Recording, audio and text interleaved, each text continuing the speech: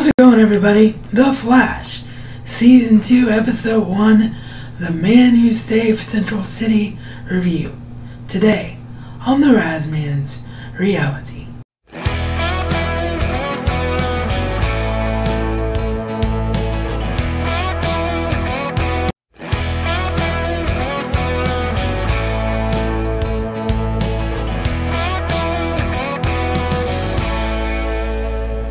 Alrighty, so if you're not a fan of Doctor Who and you're not familiar with the way I do those reviews, these are true episode by episode breakdowns of my favorite shows here on the Razman's Reality.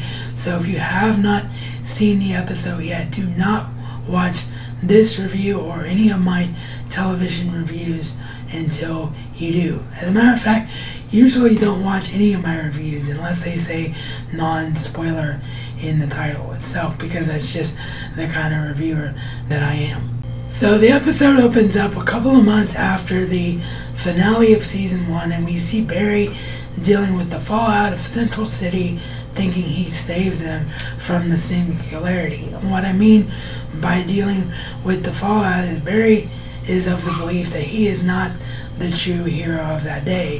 He, of course, is talking about Eddie, who sacrificed his life to prevent the Reverse Flash, Eobard Thawne, from ever being born.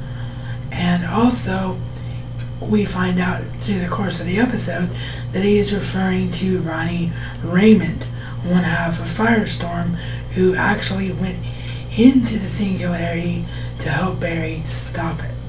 And while Professor Stein, played by Victor Garber, survives, Ronnie Raymond does not. Now, this was done for a couple of reasons on the show, I'm sure. The first is just a thematic device in terms of it creates more drama, and it's something that fans of the show would not have been expecting to see happen. One of the main characters killed off in the first episode. It had to just be a practical one in the terms of they needed a new head scientific mind, with Harrison Wells no longer being an option, so Martin Stein just fit the bill perfectly. And by scientific mind that they needed, of course I'm talking about Team Flash.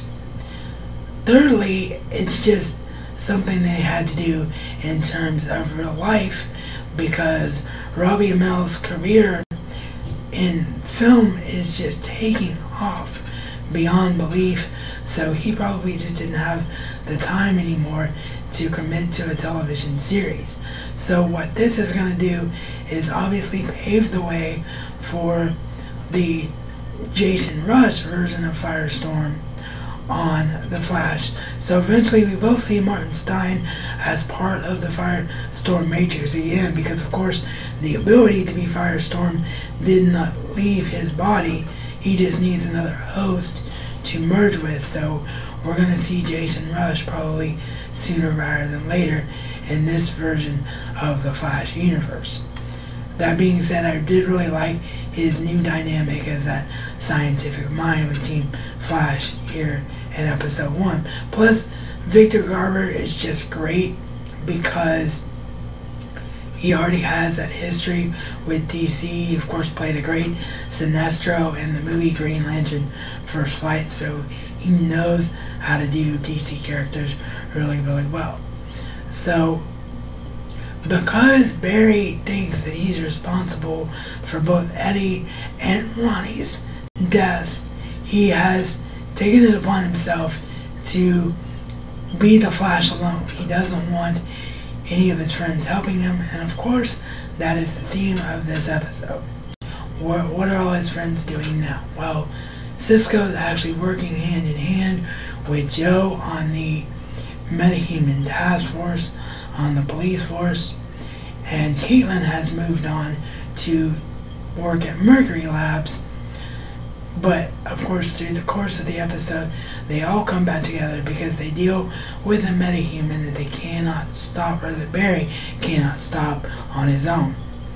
That metahuman ends up being the Earth 2, and that's key, the Earth 2 version of Atom Smasher. Because anyone who's familiar with the comics knows that Atom Smasher is actually a hero, so why would he be attacking the Flash? Well, it turns out it's the Earth 2 version of Atom Smasher, and the only reason he was going after Barry Allen is because Zoom, who's going to be the main villain of Season 2, told him that he would return him to Earth 2 and allow him to go home if he killed the Earth 1 version of the Flash. So that's where we first hear the name Zoom. Atom Smasher was done really well in this episode. It was Martin Stein who named him. It was the realization that Barry needed help to defeat Atom Smasher. And Atom Smasher in the episode was played by Adam Copeland, aka Edge from the WWE. So all of my nerdism colliding in this episode was absolutely fantastic. Loved the way they did Atom Smasher in this episode. And of course, after Barry realizes that he needs his friends, before defeating Atom Smasher, he goes and talks to Caitlin, because that's his biggest thing, is that he has to confront the death of Ronnie Raymond. He apologizes to Caitlin. Caitlin's like, I don't blame you, I blame myself, I should have left town with them, all of that good emotional stuff. Earlier on in the episode, we saw a lawyer give Barry a living will from Harrison Wells, who of course we actually know is A.O. Barthon, but of course he went by Harrison Wells in terms of doing a living will. In the living will, he left Star Labs to Barry Allen, who of course hasn't used it because of everything he's been dealing with, but he's going to of course use it now. And also we learned that in the living will, he actually left a video message for Barry. Barry of course doesn't want to play it because of their history and fear, and this is going to be A.O. Barthon talking, not Harrison Wells. But Caitlin convinces him. She's like, hey, we'll watch it together.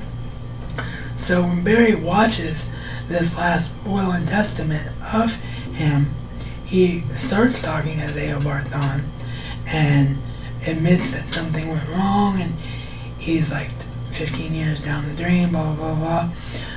And he says to Barry, he's like, I know you, Barry Allen. I'm going to give you the thing you want most, but you will never be happy. So that's a theme that we're going to probably hear throughout Season 2, is what does Barry Allen actually need to be happy. But what actually ends up happening is after he talks to Barry in real life for a minute, he erases everything. He said, that's what he says, he's going to erase everything and that he just said. Or he's actually telling Barry to do it, actually. He's saying, erase everything I just said and submit the following to the police. And he says, my name is Harrison Wells. Being of sound mind and body, I hereby confess to the murder of Nora Allen. And he proceeds to give all the necessary details to free Henry Allen. So Henry Allen is freed from prison. Everybody, of course, is thrilled by that. They throw him a big party. Barry's like, hey Dad, let's get an apartment, let's move on with our lives. And of course, Henry Allen proceeds to tell him, hey, look, Slugger, you cannot become this thing you're becoming. You cannot really, truly become the Flash if I'm around and you're trying to be Barry Allen.